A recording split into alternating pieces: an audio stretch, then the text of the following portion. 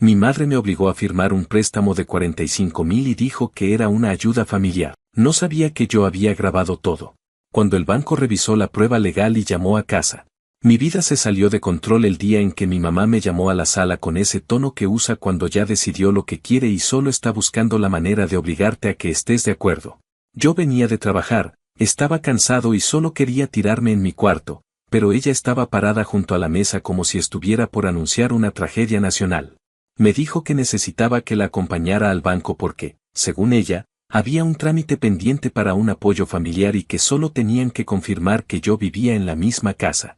No me dio tiempo ni de preguntar nada porque en cuanto intenté decirle que no podía, empezó su discurso de siempre. Me dijo que yo no entendía lo mucho que había hecho por mí, que ella se partió el lomo por sacarnos adelante, que lo mínimo que podía hacer era ayudarla a resolver algo que ni siquiera me iba a afectar. Esa combinación de chantaje emocional y reclamos era algo tan normal en mi casa que ya ni me sorprendía, pero había algo en su manera de insistir que me dejó inquieto. Acepté acompañarla solo para que dejara de presionarme. Yo tenía mi teléfono en el bolsillo y estaba grabando sin querer porque antes había estado mandando notas de voz a mi novia, pero ni me acordaba. No pensé que eso terminaría siendo importante. Cuando llegamos al banco, todo empezó a sentirse raro. Una empleada salió a recibirnos y le dijo a mi mamá que ya tenían listos los documentos del préstamo. Yo me quedé inmóvil. ¿Préstamo? Ella lo dijo como si nada, como si yo ya estuviera enterado. Le pregunté qué chingados estaba pasando y me contestó que no hiciera drama, que era solo un préstamo temporal, que ella lo iba a pagar y que lo único que necesitaban era que yo firmara para que les diera confianza. Empezó a hablar como si yo fuera un niño tonto que no entiende nada, diciéndome que todos en Estados Unidos hacen esto, que las familias se apoyan, que yo me complicaba la vida por todo. Pero la empleada del banco no parecía muy convencida, porque incluso me preguntó si yo estaba seguro de querer firmar. Abrí la carpeta y vi el monto. $45,000. No era una cantidad pequeña, no era algo que se pagara en unos meses, no era algo que uno firmara a la ligera. Sentí que el estómago se me hacía nudo. Le dije a mi mamá que no iba a firmar eso, que ni siquiera sabía para qué era el dinero, que yo no quería meterme en un compromiso financiero que no era mío. Ella cambió de tono en un segundo. Me dijo que dejara de hacerlo más difícil, que la estaba humillando frente a la gente, que si no firmaba, ella no tenía cómo salir adelante. Me jaló del brazo y me dijo que no fuera ingrato, que no fuera un cabrón con su propia madre. Todo eso lo decía bajito, con los dientes apretados, para que la empleada no escuchara, pero yo la veía perfectamente perder el control. Ahí me di cuenta de que no era un trámite ni un favor ni una emergencia familiar, era manipulación pura. Lo peor es que, en ese momento, mi cuerpo reaccionó antes que mi cabeza. Firmé. Firmé porque estaba paralizado, porque me dio miedo el volumen al que iba a subir si le seguía diciendo que no, porque llevo toda mi vida cargando con el peso de sus enojos y sus culpas. Cuando salimos del banco, ella estaba sonriente como si nada hubiera pasado, como si no me hubiera empujado a aceptar una deuda absurda que podía arruinarme. Me dijo que ya podía relajarme, que yo no iba a pagar nada, que el banco ni siquiera me iba a molestar. Esa calma falsa me dio más miedo que todo lo anterior. Esa noche le conté a mi novia lo ocurrido. Me escuchó en silencio y luego me preguntó si yo me daba cuenta de que lo que mi mamá había hecho podía considerarse coerción. Yo le dije que no, que seguro estaba exagerando, pero cuando reproduje la grabación del teléfono y escuché la manera en que mi mamá me presionaba, me insultaba y me amenazaba emocionalmente, me quedé frío. Era tan claro, tan evidente, que me sentí estúpido por no haberlo visto en el momento. Mi novia insistió en que llevara la grabación al banco, no para meter a mi mamá en un lío, sino para que al menos no me quedara yo enganchado a una deuda que ni siquiera decidí conscientemente. Fui al banco al día siguiente. Estaba nervioso, pero también harto. Les expliqué todo y les entregué la grabación. La persona que me atendió tomó notas y me dijo que la situación era grave, que si se demostraba que yo firmé bajo presión, podían iniciar un proceso para invalidar mi participación en el préstamo. Yo pensé que eso tomaría semanas, pero no habían pasado ni 2 horas cuando el banco llamó a mi casa para verificar información y mi mamá explotó. Yo escuché desde la sala mientras ella gritaba que yo estaba inventando cosas, que yo siempre hacía problemas, que por qué estaban revisando algo que ya estaba resuelto. Esa llamada terminó de hundirla sin que yo moviera un dedo. La investigación siguió su curso y yo me quedé con una mezcla de alivio, culpa y rabia. No sabía exactamente qué iba a pasar, pero por primera vez en mucho tiempo sentí que la situación no estaba completamente en sus manos. Y eso, para alguien que creció acostumbrado a caminar alrededor de sus enojos, fue casi un respiro. Todo esto es solo el comienzo, porque en ese momento yo todavía no sabía hasta dónde iba a llegar el desastre ni cómo iba a cambiar mi vida entera a partir de aquel préstamo obligado. Pero ese día, el día de la firma, fue el detonante de todo lo que vino después. Actualización 1. Habían pasado varios días desde aquella mañana en que entregué la grabación al banco.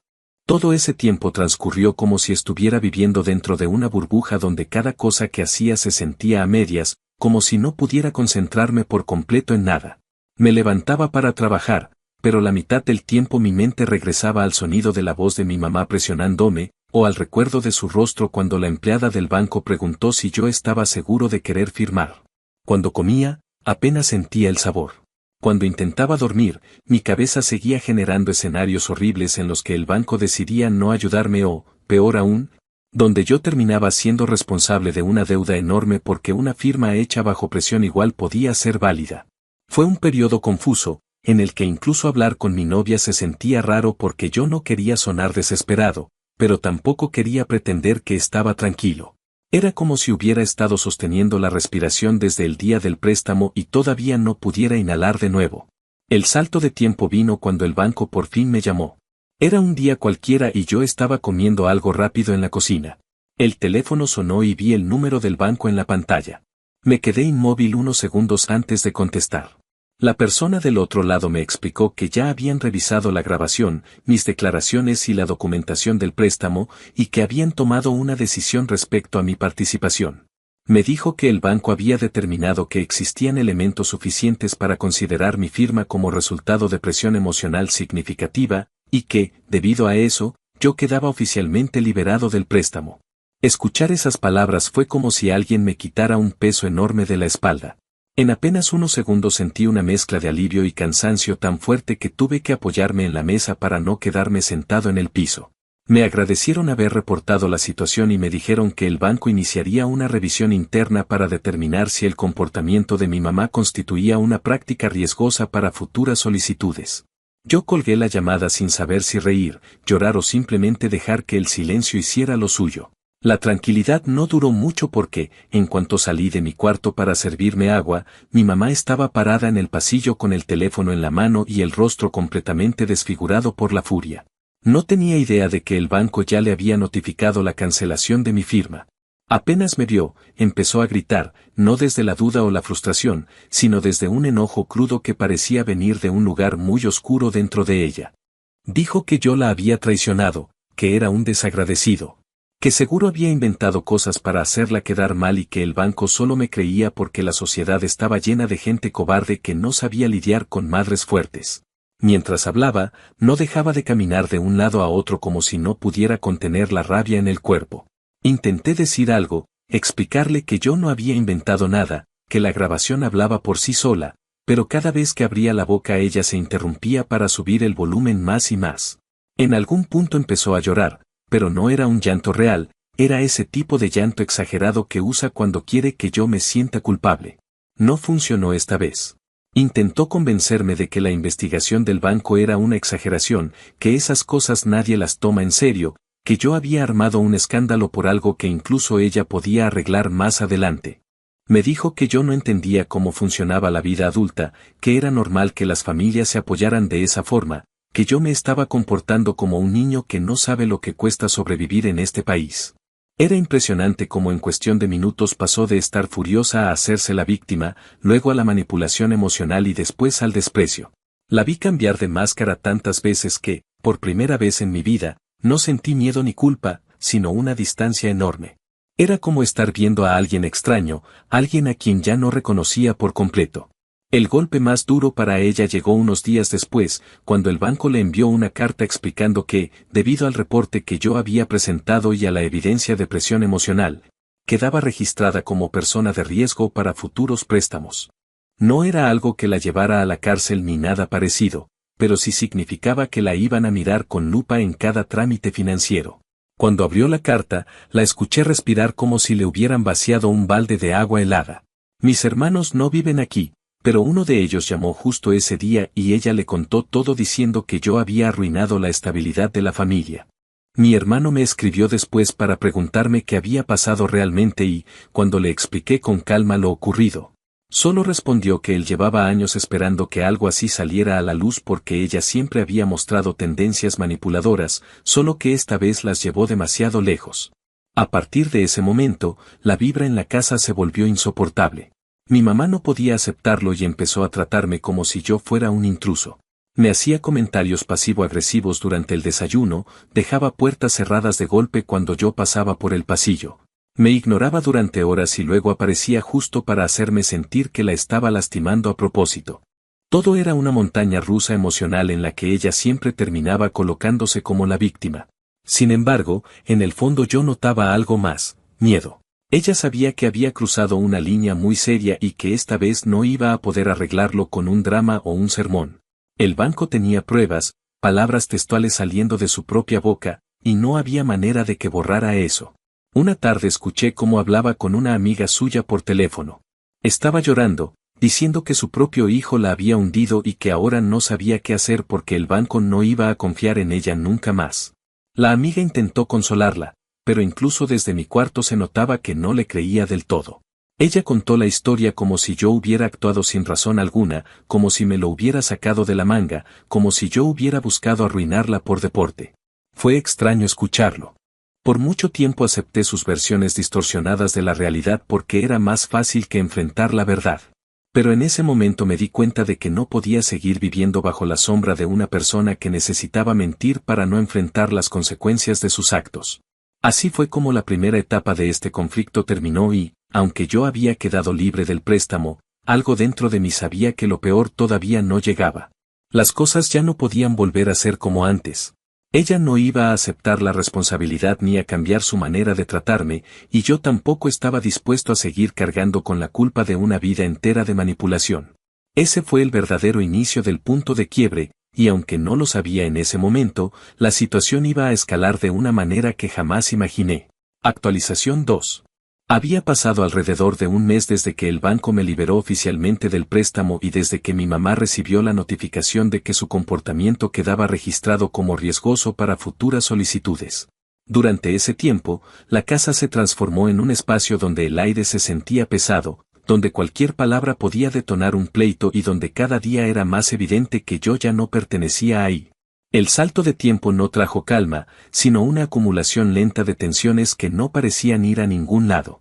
Al principio creí que mi mamá eventualmente se resignaría, que tal vez, después de desahogarse con todo mundo y de darse cuenta de que yo no iba a retroceder, bajaría el tono y la convivencia volvería a una especie de normalidad incómoda, pero manejable.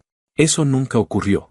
En lugar de eso, ella empezó a comportarse de formas tan absurdas, tan infantiles y tan abiertamente hostiles que incluso mis amigos, cuando les contaba lo que hacía, pensaban que estaba exagerando, hasta que escuchaban los detalles y se quedaban en silencio sin saber qué decir. Las primeras señales de que esto iba a escalar surgieron cuando un día, después de terminar una llamada de trabajo bastante importante, me di cuenta de que el wifi estaba desconectado. Pensé que tal vez era una falla del servicio, pero cuando fui al router, vi que el cable estaba desconectado a propósito. Apenas lo noté, escuché a mi mamá en la sala diciendo que tal vez la casa estaba teniendo problemas eléctricos y que no había que tocar nada, pero lo dijo con ese tono de burla disfrazada de preocupación falsa que me había acompañado toda la vida. Volví a conectar el cable sin hacer un pleito, porque no quería darle el gusto de verme alterado, aunque por dentro estaba temblando de enojo. Esa no fue la única vez. Empezó a hacerlo cada vez que me escuchaba hablar inglés durante reuniones o cada vez que le decía a alguien que iba a enviar un archivo. Era como si quisiera sabotear cualquier cosa que me mantuviera estable. Luego vino otra fase más enloquecida.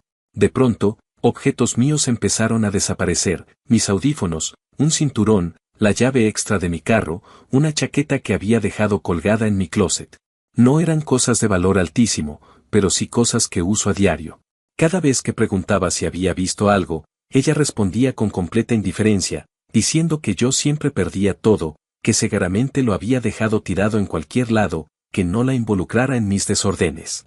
Pero cuando buscaba, encontraba mis cosas escondidas en lugares tan específicos que era imposible que se hubieran movido solas, como dentro de un cajón que ella nunca usa o detrás de unas cajas viejas en el closet del pasillo. No tenía sentido preguntar más porque si la confrontaba, se hacía la ofendida o me gritaba que yo estaba paranoico. Era un juego sucio y pasivo-agresivo que conocía muy bien porque lo había visto en ella toda mi vida, pero esta vez tenía una intención mucho más clara: hacerme la vida tan insoportable como fuera posible. La situación dio un giro mucho más peligroso cuando un día, mientras yo trabajaba desde mi laptop en el comedor, recibí un mensaje de mi jefe donde me decía que todo estaba bien, pero que había recibido una llamada anónima diciendo que yo parecía distraído en las juntas y que tal vez estaba consumiendo sustancias que afectaban mi rendimiento. Mi jefe me conoce desde hace años y sabe perfectamente que no uso nada, así que más que preocuparle, le causó gracia y me dijo que no hiciera caso. Pero para mí fue una confirmación brutal de lo bajo que mi mamá estaba dispuesta a caer. Ella había intentado sabotear mi trabajo, mi única fuente de ingreso, el recurso que me permitía soñar con mudarme. A partir de ese momento dejé de verla como alguien complicada o tóxica y empecé a verla como alguien capaz de lastimarme deliberadamente con tal de no aceptar las consecuencias de sus actos. No sé qué me sostuvo emocionalmente durante ese tiempo, tal vez la idea de que eventualmente podría salir de ahí, o el apoyo constante de mi novia y mis amigos que insistían en que no debía permitir que ese ambiente siguiera consumiéndome. Fue en ese contexto que ocurrió el incidente que finalmente me hizo tomar la decisión de irme sin mirar atrás. Un día regresé de trabajar y noté que la puerta de mi cuarto estaba entreabierta, algo extraño porque yo siempre la dejo cerrada. Entré y todo parecía normal, hasta que fui a buscar mis documentos personales para llenar unos papeles del trabajo y descubrí que no estaban donde los había dejado. Revisé cajones enteros, busqué entre mis cosas, abrí cajas que tenía almacenadas en la parte alta del closet y nada. Me estaba empezando a desesperar cuando, por impulso, revisé el closet de mi mamá. No sé qué me llevó a hacerlo, quizá una intuición absurda o un último intento de descartar la posibilidad más jodida. Y ahí estaban, mi pasaporte, mi tarjeta del seguro social, mis actas, todos mis documentos importantes guardados dentro de una bolsa vieja entre sus cosas, como si los hubiera puesto ahí para que yo no pudiera irme. Como si ella tuviera derecho a controlar cada aspecto de mi vida. Cuando me acerqué con los documentos en la mano, ella tuvo el descaro de decir que los había guardado para que no los perdiera, que yo era muy descuidado y que después me andaba quejando de que nunca encontraba nada. Fue una mentira tan burda y tan evidentemente calculada que no pude contener la rabia. Le dije que no tenía ningún derecho a esconder mis documentos, que eso no era protección, que era control, que no estaba ciego y que sabía exactamente lo que estaba intentando hacer. Ella respondió que yo estaba exagerando, que solo los había guardado porque los vio tirados, pero la realidad era que yo nunca los dejaba en un lugar diferente al cajón donde siempre los tenía. Verlos ahí, escondidos sin ningún motivo, fue más que suficiente para darme cuenta de que ya no podía seguir viviendo en un lugar donde la persona que se supone debía cuidarme era la misma que intentaba manipularme para que no pudiera avanzar en la vida. Esa misma noche le mandé un mensaje a un amigo para preguntarle si todavía tenía libre el cuarto que había mencionado semanas antes. Me dijo que sí y que podía mudarme cuando quisiera. No lo pensé dos veces. En menos de 2 horas ya había empacado lo esencial en 2 maletas grandes y unas cajas. Mi mamá observó todo desde el marco de la puerta con esa mezcla de enojo, incredulidad y victimismo. Me preguntó si de verdad iba a irme así como si nada, como si yo fuera el agresor y no la persona que llevaba semanas intentando destruir cada parte de mi vida cotidiana. Le dije que no tenía sentido seguir discutiendo, que yo necesitaba paz y que ese espacio ya no podía dármela. Ella respondió con un monólogo lleno de reproches donde dijo que yo la estaba abandonando, que todos sus hijos eran unos desalmados, que yo estaba destruyendo a la familia. No me quedé a escuchar todo. Salí con mis cosas, cerré la puerta y sentí, por primera vez en meses, que podía respirar sin que me temblaran las manos. Mudarse con mis amigos fue un alivio inmediato. El simple hecho de estar en un lugar donde nadie me gritara, donde nadie escondiera mis cosas, donde nadie cortara el internet por berrinche, me hizo darme cuenta de lo mucho que había normalizado el maltrato emocional. En cuestión de días dormí mejor, trabajé mejor y hasta pude concentrarme lo suficiente para retomar hobbies que había abandonado por estrés. Mi mamá seguía enviando mensajes pasivo-agresivos, algunos llenos de culpa, otros llenos de enojo, pero yo ya no reaccionaba igual. Su voz había perdido fuerza sobre mí. Lo sorprendente fue que, unas semanas después de que me fui, ella recibió una carta del banco informando que su conducta había quedado archivada en su historial financiero. Era un golpe duro porque significaba que cada vez que intentara solicitar un préstamo importante, la revisarían con lupa. Yo ya no vivía ahí, pero mi hermano me mandó una foto del sobre y me dijo que mi mamá estaba furiosa pero también asustada. Por primera vez, ella enfrentaba consecuencias que no podía maquillar, negar o manipular. Y aunque una parte de mí sintió tristeza al ver hasta dónde había llegado todo, otra parte entendió que esta era la única manera en que algo cambiara de verdad. Ese fue el cierre de esa etapa, un cierre amargo pero necesario, y aunque yo no lo sabía entonces, todavía quedaba un nivel más profundo de todo este desastre que estaba por salir a la luz. Algo que revelaría que el préstamo no era el verdadero problema, sino solo la punta de un iceberg que llevaba años oculto. Actualización final. Habían pasado ya varios meses desde que me mudé con mis amigos y desde que la situación con mi mamá quedó, al menos en apariencia, suspendida en un silencio incómodo donde ninguno de los dos hacía el esfuerzo de acercarse. Ese salto de tiempo me permitió ver mi vida desde una perspectiva que jamás había tenido antes. Era extraño darme cuenta de que podía vivir sin ansiedad, sin revisar 2 veces si mis documentos seguían donde los había dejado, sin prepararme mentalmente para algún comentario hiriente solo por existir. En medio de esa tranquilidad, creí que lo peor ya había pasado y que mi relación con ella simplemente había quedado reducida a una distancia que, aunque dolía, era necesaria. Pero en la vida rara vez lo más fuerte sucede cuando uno está preparado, muchas veces ocurre cuando finalmente baja la guardia. Fue más o menos en esa época, cuando ya llevaba suficiente tiempo lejos de casa como para sentir que había recuperado mi estabilidad, que descubrí que toda la historia del préstamo era solo una parte de algo más grande. Algo que se había estado moviendo por debajo de la superficie desde hacía años sin que yo lo supiera. El detonante de esta última etapa fue un mensaje de mi hermano mayor, el que vive fuera del país. Me escribió de manera muy casual preguntando si yo sabía algo sobre unas cartas que él había recibido recientemente dirigidas a la dirección de nuestra casa. Decía que eran notificaciones tardías de pagos atrasados de tarjetas de crédito que él jamás había solicitado. Al principio pensé que era un error del sistema, algo administrativo sin importancia, pero cuando él me mandó fotos de las cartas, reconocí el patrón de ciertos datos que no eran coincidencia. Varios de los formularios mostraban como referencia un número telefónico antiguo que solía pertenecerme antes de cambiar de proveedor y en algunos casos aparecía mi nombre como contacto secundario, aunque no como titular de la cuenta. Fue como si algo cayera en su lugar dentro de mi mente. Empecé a recordar conversaciones sueltas, comentarios que mi mamá hacía sobre supuestas cuentas que había abierto con ayuda de gente de confianza. Y esas ocasiones en las que mencionaba de forma casi accidental que tenía problemas con algunos pagos pero que ya los estaba resolviendo. Nunca imaginé que el préstamo que intentó usarme para respaldar era solo una parte de sus esfuerzos por sostener un nivel de vida que claramente no podía pagar. Me reuní con mi hermano por videollamada y hablamos largo rato.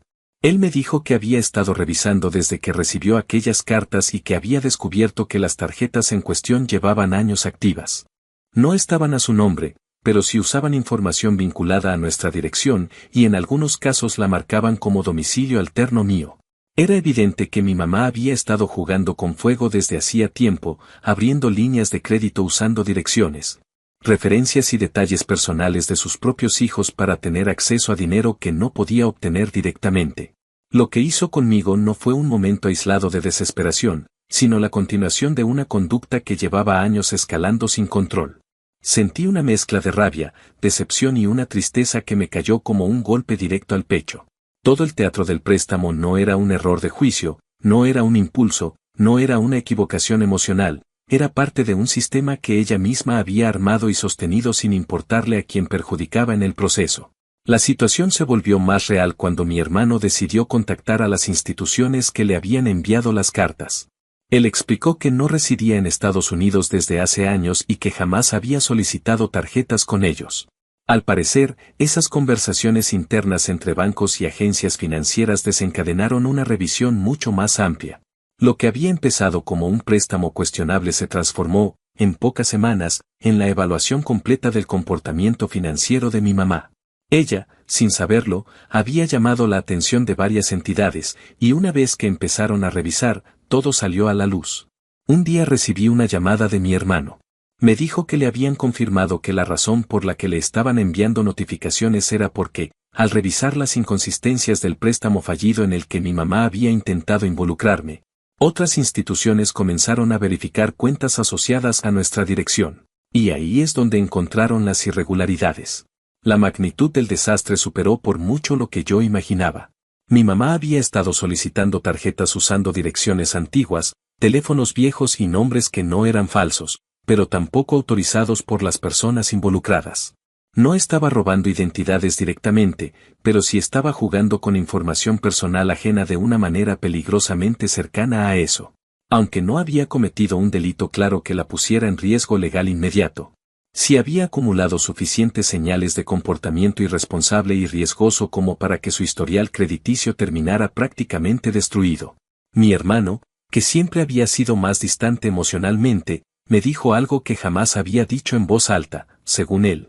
Esto era algo que llevaba mucho tiempo gestándose y que no era la primera vez que veía señales extrañas en el manejo financiero de mi mamá, solo que en su momento él prefirió ignorarlas para evitar conflictos. Cuando me dijo eso, entendí que no había nada que yo pudiera haber hecho para detenerla porque ella llevaba años justificando para sí misma lo injustificable. La noticia le llegó a mi mamá unas semanas después. No sé exactamente cómo se enteró, porque yo ya no vivía con ella, pero mi hermano me dijo que había recibido una llamada suya donde ella estaba completamente descompuesta. Aparentemente, cuando quiso renovar el contrato del carro que tenía arrendado, le informaron que no podían continuar con el mismo acuerdo porque ahora aparecía en la categoría de personas con riesgo alto. Ella intentó discutirlo, intentó argumentar que era un malentendido, que nunca había tenido problemas con pagos del vehículo, pero nada de eso importaba porque el problema no era su historial con ese contrato específico, sino el cúmulo de señales inquietantes que se habían activado en los últimos meses. Según mi hermano, ella estaba convencida de que yo había saboteado su vida a propósito, que yo había planeado todo, que incluso las cartas que él recibió eran parte de una conspiración de nosotros contra ella. Era doloroso escuchar que mi propia madre prefería creer en una fantasía persecutoria antes que aceptar que sus decisiones la llevaron exactamente hasta donde estaba. Pero también entendí que ese era el único mecanismo que tenía para no enfrentar la realidad. A pesar de que mi vida ya era mucho más estable, esa última etapa tuvo un impacto emocional fuerte porque por primera vez pude ver toda la dimensión del daño que su comportamiento había generado. No solo me había puesto en riesgo a mí, también a mis hermanos, y quién sabe si a otras personas. A lo largo de los años, nos acostumbramos tanto a normalizar los comportamientos manipuladores que nunca pensamos que podían escalar hasta algo así. Admitirlo fue como sacarme una espina que llevaba metida desde la infancia. Fue doloroso, pero también liberador. Por primera vez pude ver que su comportamiento no era un accidente, era un patrón. Hoy, varios meses después de todo eso, puedo decir que estoy mejor. Trabajo con más tranquilidad, tengo ahorros que realmente son míos, vivo en un lugar donde puedo entrar y salir sin sentir que todo debe pasar por la aprobación de alguien más. A veces me preguntan si extraño a mi mamá o si me arrepiento de haber intervenido con el préstamo. La respuesta es complicada porque desearía que nada de esto hubiera sido necesario, pero también entiendo que, de no haber actuado, yo sería ahora el responsable de una deuda enorme que ni siquiera habría decidido voluntariamente. Y lo que vino después demostró que no era solo ese préstamo, era todo un sistema que ella construyó a base de manipular, ocultar y presionar. No siento satisfacción por lo que le ocurrió, pero tampoco siento culpa. Cada consecuencia vino directamente de sus decisiones. Yo no hice más que dejar de encubrirla. Si eso es venganza, entonces fue una venganza que ella misma provocó. En realidad, lo que siento ahora es una mezcla de tristeza y alivio. Tristeza por lo que pudo haber sido una relación sana con mi madre y alivio por finalmente haber roto un ciclo que llevaba demasiado tiempo marcando mi vida. Y aunque no sé qué pasará en el futuro, sí sé que no tengo intención de volver a ponerme en una posición donde alguien pueda controlar mi vida a costa de mi estabilidad, y mucho menos si esa persona lleva mi sangre.